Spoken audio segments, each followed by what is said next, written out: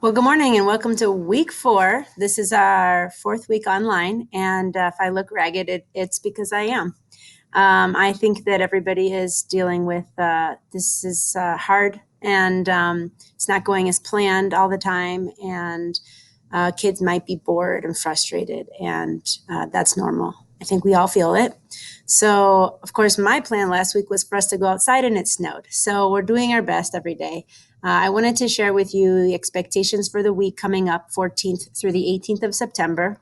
The most important thing is that on Monday, all students are going to be outside if possible. That means the sixth graders are going on the annual camping trip, and the fourth and fifth graders are invited to Rocky Mountain Park.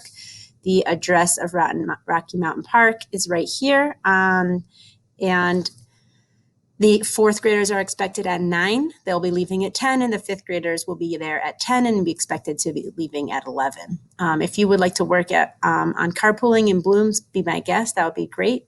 They should have on masks until they're outside, in which case we're going to need a jacket and a water bottle. And ideally, they've used the bathroom before they've come.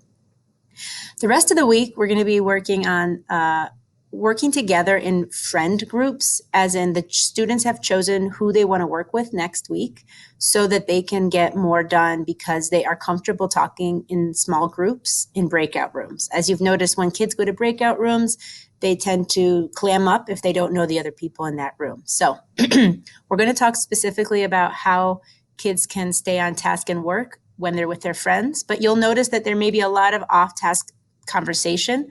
And I don't think you should worry about it because in school, students are there to develop their social muscle, which is, fairness and justice and group dynamics and leadership and cooperation and collaboration, managing time, not managing time, and then figuring out how to manage time. So there is going to be a lot more chatter with friends next week, which they're desperate for anyway, and is not a problem whatsoever. I've got fewer assignments, but more choice. So students will be starting their investigation of whatever topic their group chooses.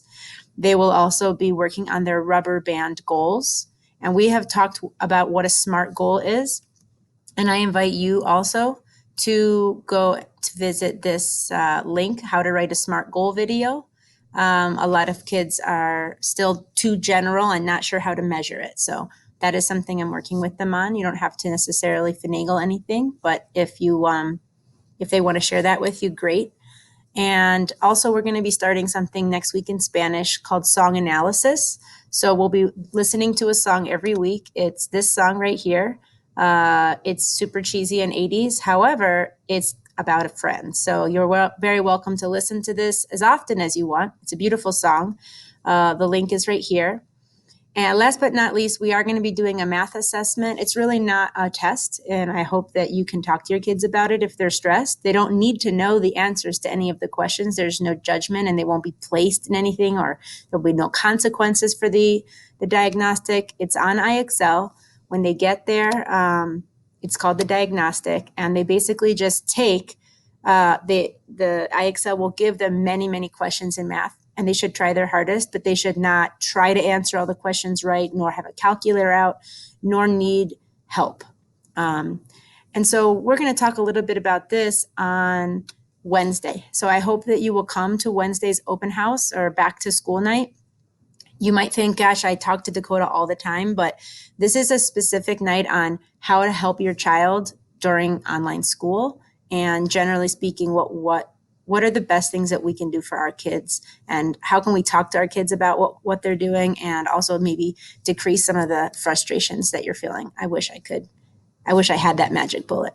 So that's what's happening next week. And the discussion questions at the bottom, I think, are really important. I don't know if you're noticing them. I'm sure you don't want homework, but the discussion families for the whole family, the discussion questions for the whole family are really about you. It's not an interrogation of the child, like, what are your goals and how will you accomplish them? And are you sure that's smart? I think that will cause a horrible dinner environment. You'll probably regret it and hate me for it. My goal here is, how do you set goals? How do you work on them? How does the adult deal with goal setting? What have been your failures and successes? How do you chunk big goals into smaller goals? So if you're talking about your own goal setting as opposed to asking them, then they get to learn that we all struggle with it and that we all learn. And that will be all. I hope that we all give each other grace and patience during this really hard time, and we enjoy a sunny week in Colorado.